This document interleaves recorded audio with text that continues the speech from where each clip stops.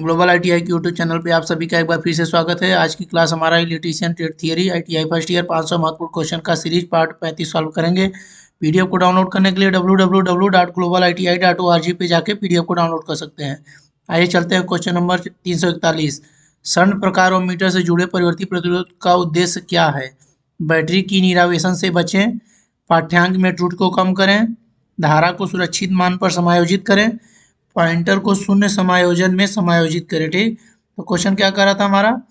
Question कह रहा था कि सर्ण प्रकार का जो है ओम मीटर, ठीक, उसमें जो परिवर्ती प्रतिरोध लगा रहता है उसका क्या उद्देश्य है। तो देखिए, सर्ण प्रकार का जो मीटर बना होता है उसमें एक बैटरी होती है सबसे पहले, ठीक, बैटरी होगी और एक परिवर्ती प्रतिरोध रहता है, ठीक, वेरिएबल रेजिस्टेंस जिसको बोलते हैं इंग्लिश में, ऐसे लगा रहता है। ये हमारा बैटरी हो गया और ये पैरेलल में हमारा मीटर लगा रहता है पैरेलल में, ठीक, ये मीटर पैरेलल में लग गया मीटर, और इसके बाद ये दो पॉइंट रहते हैं, एक्स वाई मान लेंगे, और जो रेजिस्टेंस मेजर करना होगा इसके पैरेलल में जोड़ लेंगे, ठीक, सर्ण प्रकार के जब ओम मीटर रहेगा। ठीक, अगर हमारा मान लीजिए कि जीरो रेजिस्टेंस, अगर इसको शॉर्ट कर देंगे तो जीरो रेजिस्टेंस हो जाएगा, तो हमारा जो बैटरी का करंट होगा टोटल मीटर में न जाके ये शॉर्ट सर्किट के थ्रू हो जाएगा। ठीक, उस समय हमारा पॉइंटर शून्य की, ये देखिए पॉइंटर जैसे 0 1 2 3 1 2 3, ये हमारा शून्य पे रहेगा। ठीक, तो वेरिएबल रेजिस्टेंस का जो इस्तेमाल किया जाता है उसका ऑप्शन नंबर डी सही हो जाएगा। डी, पॉइंटर को शून्य समायोजन में समायोजित करें। शून्य समायोजन में adjust the pointer to zero adjustment. क्या उद्देश्य होता है परिवर्ती प्रतिरोध का? पॉइंटर को शून्य समायोजन में समायोजित करें। और सर्ण प्रतिरोध का मान कहाँ इस्तेमाल किया जाता है? सर्ण प्रतिरोध मीटर, इसका सर्ण ओम मीटर जो रहेगा लो रेजिस्टेंस मेजर करने के लिए, लो रेजिस्टेंस ज्ञात करने के लिए किसका इस्तेमाल किया जाएगा? सर्ण टाइप ओम मीटर। सर्ण टाइप ओम मीटर कहाँ इस्तेमाल होगा? लो रेजिस्टेंस मेजर करने के लिए। ठीक, चलिए नेक्स्ट क्वेश्चन पे चलते हैं। नेक्स्ट क्वेश्चन है हमारा 342। 342 पे चलते हैं। यह है 342। मापने वाले उपकरणों में नियंत्रण स्प्रिंग बनाने के लिए किस सामग्री का उपयोग किया जाता है? Which material is use to make control spring in measuring instrument? Option A दिया इस्पात, बी दिया है चांदी, सी दिया कलई किया हुआ तांबा, डी दिया है फास्फर ब्रांच। तो ये क्वेश्चन हमारा कह रहा था कि जो मापने वाले उपकरण हैं उसमें नियंत्रण स्प्रिंग बनाने के लिए, देखिए हमने आपको अभी बताया था पिछला वीडियो में कि जो मेजरिंग इंस्ट्रूमेंट रहता है उसमें, ये देखिए मान लीजिए हमने, ये हमारा मेजरिंग इंस्ट्रूमेंट है 0 1 2 3 4, ये हमारा सुई जिसको बोलते हैं पॉइंटर, पॉइंटर, ठीक, इसमें जब हम मान लीजिए मीटर है तो करंट जब फ्लो होगा तो ये आगे की तरफ बढ़ेगा, 1 एम्पियर 2 एम्पियर, मान लीजिए 4 एम्पियर बढ़ रहा है तो सुई यहाँ आ जाएगी। इसको जो आगे की तरफ ले जाता है विक्षेपण उसको विक्षेपण फोर्स बोलते हैं, बल, ठीक, विक्षेपण बल के कारण सुई आगे की तरफ जाती है। और जो 4 एम्पियर पे जब आ गई है, अगर मान लीजिए धारा बना शून्य बंद हो गया तो ये फिर पॉइंटर शून्य पे आ जाता है, यहाँ पे अपने शून्य पोजीशन पे। इसको लाने के लिए कौन सा बल लगता है? कंट्रोलिंग टार्क, कंट्रोलिंग टार्क लगता है, ठीक, कंट्रोलिंग फोर्स। इसको शून्य की तरफ लगता है।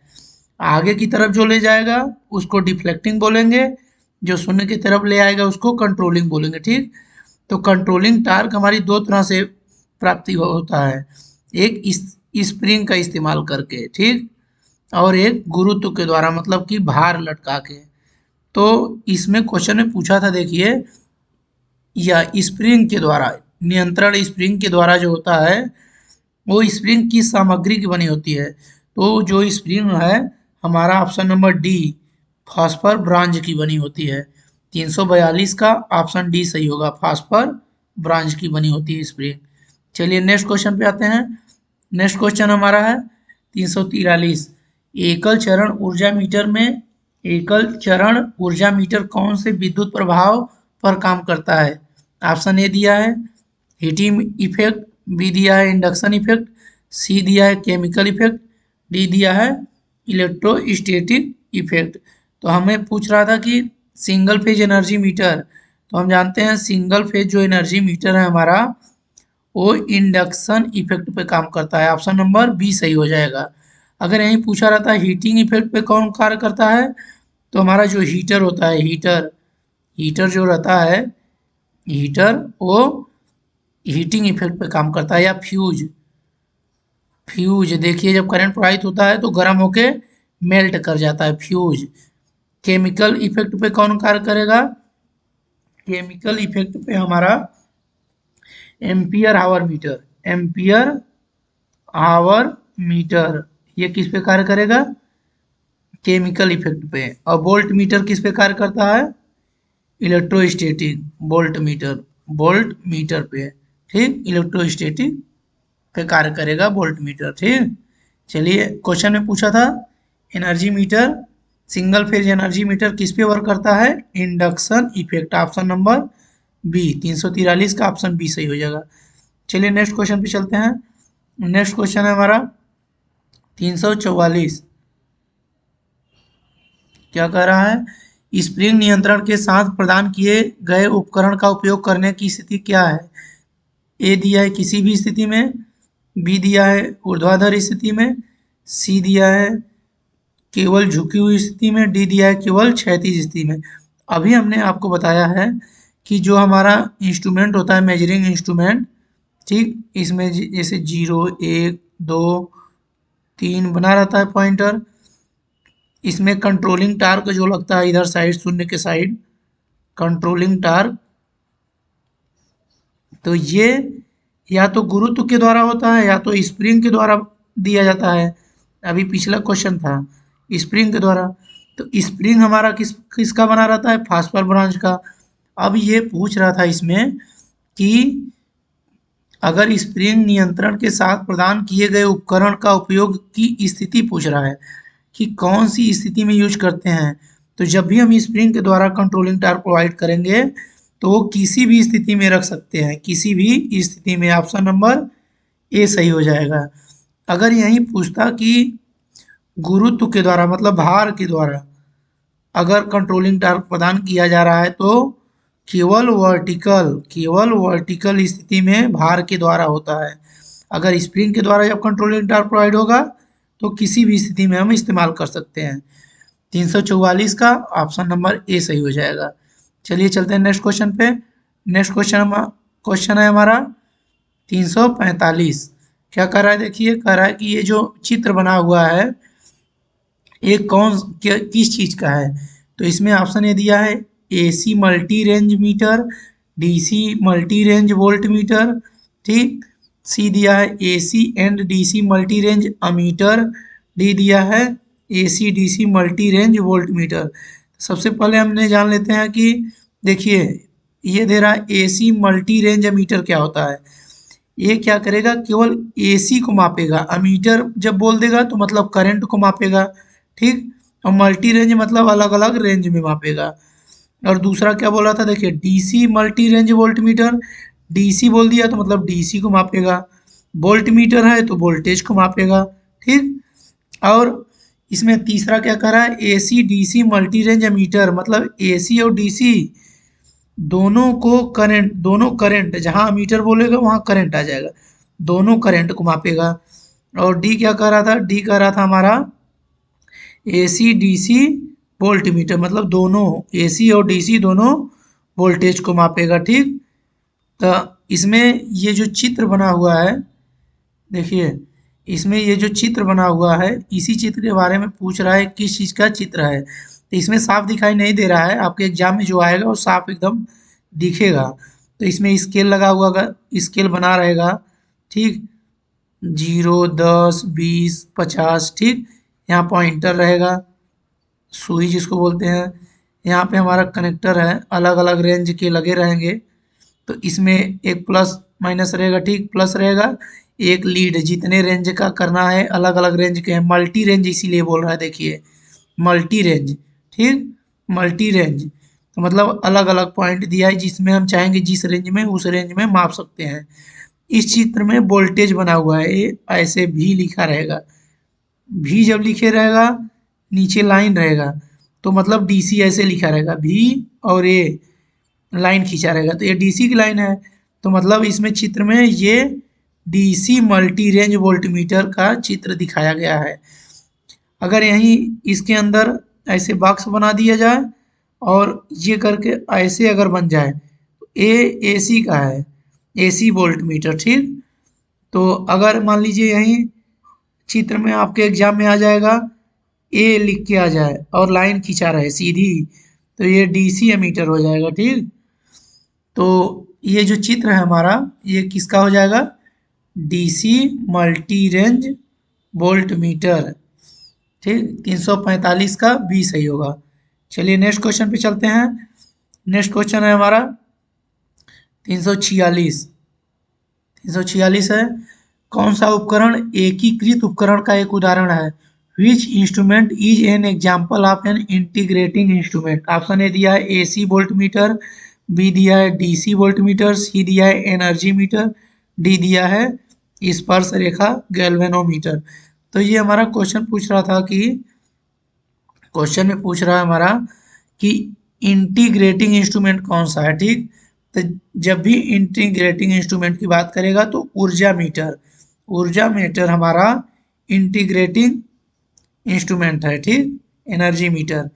और जो ऑप्शन में दिया हुआ है अमीटर, अगर वोल्ट मीटर दिया है ना, volt meter, ammeter, ammeter, volt meter, watt meter, ये सब हमारा इंडिकेटिंग टाइप के हैं, इंडिकेटिंग, इंडिकेटिंग टाइप के इंस्ट्रूमेंट है। किस टाइप के, इंडिकेटिंग टाइप के इंस्ट्रूमेंट है, ठीक। और गैल्वेनोमीटर एब्सोल्यूट, एब्सोल्यूट इंस्ट्रूमेंट है, ठीक, एब्सोल्यूट। और ammeter, volt meter, watt meter किस चीज़ का है, इंडिकेटिंग है। लेकिन क्वेश्चन हमारा पूछा था 346 का इंटीग्रेटिंग, तो इंटीग्रेटिंग जब भी पूछेगा तो हम एनर्जी मीटर इंटीग्रेटिंग टाइप का है, ऑप्शन नंबर सी सही हो जाएगा। 346 का ऑप्शन नंबर सी सही हो जाएगा, ठीक। चलिए नेक्स्ट क्वेश्चन पे चलते हैं।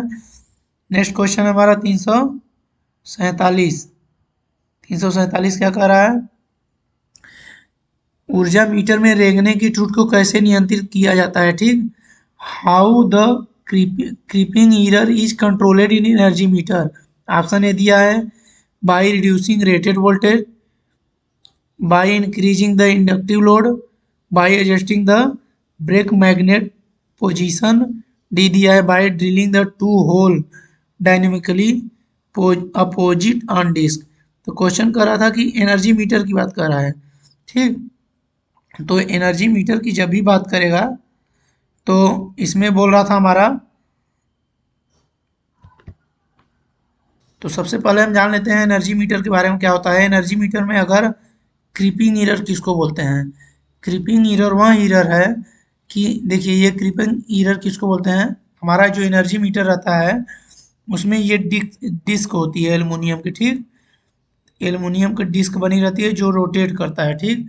जब घूमता है, अगर मान लीजिए हम इसमें सप्लाई एनर्जी मीटर में दिए, प्लस माइनस सप्लाई अगर एनर्जी मीटर में हम देंगे, तो अगर मैक्सिमम वोल्टेज दे दिए और बिना लोड लगाए हमारा ये डिस्क घूमने लगता है, ठीक, ये घूमने लगता है। तो जब घूमने लगेगा तो उसी को हम क्रिम्पिंग मिरर कहते हैं, बिना लोड के अगर घूमेगा तो उसको क्रिपिंग मिरर कहेंगे।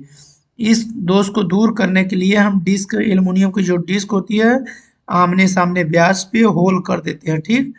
तो हमारा क्रीपिंग मिरर दूर हो जाता है। तो अगर क्वेश्चन में पूछा था हमारा क्रीपिंग मिरर को कंट्रोल करने के लिए मतलब क्या करते हैं, कैसे कंट्रोल करेंगे, तो ऑप्शन नंबर डी सही हो जाएगा। डिस्क पर दो छेद व्यास के विपरीत करेंगे, ठीक है। डिस्क जो एल्युमिनियम की डिस्क होती है दोनों विपरीत में दो छेद कर देंगे, क्रीपिंग मिरर हमारा दूर हो जाएगा। क्रीपिंग मिरर किसको कहते हैं कि बिना लोड के जब हमारा डिस्क रेटेड वोल्टेज पे घूमने लगता है, उसी दोष को हम क्रीपिंग मिरर कहते हैं। अब ये क्या कर रहा था, देखिए ब्रेक चुंबक को किसी की स्थिति को समायोजित करके नहीं। ब्रेक चुंबक का स्थिति को जानते हैं, यहाँ ब्रेक चुंबक लगा रहता है डिस्क के किनारे। अगर इसको नज़दीक लाएंगे तो ये क्या होगा, अंदर की तरफ लाएंगे तो डिस्क तेज घूमेगा, बाहर ले जाएंगे तो धीरे होगा। इसके द्वारा ब्रेक चुंबक के द्वारा हम डिस्क की स्पीड को मेंटेन करते हैं, कम ज़्यादा करते हैं, न कि क्रीपिंग एरर को दूर करते हैं। लेकिन हमारा 347 क्वेश्चन में पूछा था क्रीपिंग एरर को दूर करने के लिए क्या करना होगा, तो हमने ऑप्शन डी सही हो जाएगा, डिस्क पर 2 छेद कर देंगे। ठीक, चलिए नेक्स्ट क्वेश्चन पे चलते हैं। नेक्स्ट क्वेश्चन है हमारा 348। 348 लव चल लव प्रकार उपकरण का पैमाना असमान क्यों होता है। ऑप्शन ए दिया है विचलन बल धारा के अनुपानुपाती, बी दिया है विचलन बलागुण धारा के व्युत्क्रमानुपाती है, सी दिया है विचलन बल धारा के वर्ग के समानुपाती है, डी दिया है विचलन बल धारा के वर्ग के व्युत्क्रमानुपाती है। तो हम जानते हैं जो मूविंग आयरन टाइप इंस्ट्रूमेंट है उसमें जो है हमारा डिफ्लेक्टिंग टार्क, ये जो डिफ्लेक्टिंग फोर्स है ये टीडी इसको बोलते हैं, डिफ्लेक्टिंग फोर्स धारा के वर्ग के अनुपानुपाती होता है। ऑप्शन नंबर सी सही हो जाएगा। इसमें जो मूविंग आयरन टाइप इंस्ट्रूमेंट है ये इसका जो स्केल है ये यूनिफॉर्म नहीं होता। ठीक, क्यों, क्योंकि इसका विचलन बल धारा के वर्ग के समानुपाती होता है। अब 348 का ऑप्शन नंबर सी सही हो जाएगा। चलिए नेक्स्ट क्वेश्चन पे चलते हैं। नेक्स्ट क्वेश्चन है हमारा 349 चुंबकीय क्षेत्र के प्रभाव के कारण मापने की कौन सी त्रुटि होती है। Which source of measuring error is caused by the effect of magnetic field. A बोलते हैं डिवाइस त्रुटि, बी बोलते हैं मानव त्रुटि, सी बोलते हैं इन प्रभाव त्रुटि, डी है स्विचिंग त्रुटि। तो ये पूछ रहा था कि जो हमारा चुंबकीय प्रभाव के कारण मापने में जो त्रुटि आती है उसको कौन सी त्रुटि बोलते हैं। ठीक, उसको बोलते हैं प्रभाव त्रुटि। जब भी मैग्नेटिक के कारण पूछेगा, मैग्नेटिक फील्ड के कारण जो त्रुटि होगी उसको बोलेंगे प्रभाव त्रुटि के कारण। अगर यहीं डिवाइस त्रुटि कब होगी, जब उसकी स्थिति के कारण त्रुटि होगी तो उसको डिवाइस त्रुटि बोलेंगे। ठीक, लेकिन क्वेश्चन में क्या पूछा था, क्वेश्चन में पूछा था चुंबकीय क्षेत्र के प्रभाव के कारण जो त्रुटि होगी उसको कौन सी त्रुटि बोलेंगे। ऑप्शन नंबर सी प्रभाव त्रुटि। 349 का ऑप्शन सी सही होगा। चलिए नेक्स्ट क्वेश्चन पे चलते हैं। नेक्स्ट क्वेश्चन है हमारा 350 which type of watt meter. ये जो फिगर दिखाया गया है इसके बारे में पूछ रहा है किस प्रकार का वाट मीटर है। तो ऑप्शन दिया है 3 अवयव 4 तार वाट मीटर, बी दिया है 2 अवयव 3 कला वाट मीटर, सी दिया है 3 अवयव 3 चरण वाट मीटर, डी दिया है 3 चरण 2 अवयव सीटी एंड पीटी के साथ। तो इसमें हमारा पूछ रहा था कि ये फिगर के बारे में पूछ रहा है, इसको क्या कहेंगे। ठीक, इसमें ये एक अवयव हो गया एलिमेंट। ठीक, एक ए एलिमेंट है, एलिमेंट, एक ये एलिमेंट। ठीक, 2 एलिमेंट हो गया, 1 2। अब इसमें देखेंगे 1 तार 2 3। ठीक, तो सबसे पहले ऑप्शन में क्या दिया था, 2 एलिमेंट चूज कर लेंगे, 2 एलिमेंट बी वाला देखेंगे, और 3 फेज है, 3 फेज है ना, 3 तार दिया है, 3 फेज है, 3 phase watt meter. Option number B सही हो जाएगा। 2 एलिमेंट 3 फेज वाट मीटर का फिगर दिया गया है। ठीक, जान लेते हैं ये सीटी और पीटी के बारे में क्या होता है। सीटी क्या होता है, पीटी, सीटी को बोलते हैं करंट ट्रांसफार्मर। ठीक, एक करंट को मापता है और ये एम्पियर में। ठीक, और ये पीटी का होता है पोटेंशियल, ठीक, पोटेंशियल ट्रांसफार्मर, ये वोल्टेज को मापता है। ठीक, करंट ट्रांसफार्मर लाइन के सीरीज में लगा रहेगा, सीरीज, और पोटेंशियल ट्रांसफार्मर पैरेलल। ठीक, तो क्वेश्चन 350 का ऑप्शन नंबर बी हो जाएगा, 2 एलिमेंट 3 फेज वाट मीटर। और इसके बाद नेक्स्ट क्वेश्चन अगले वीडियो में। धन्यवाद।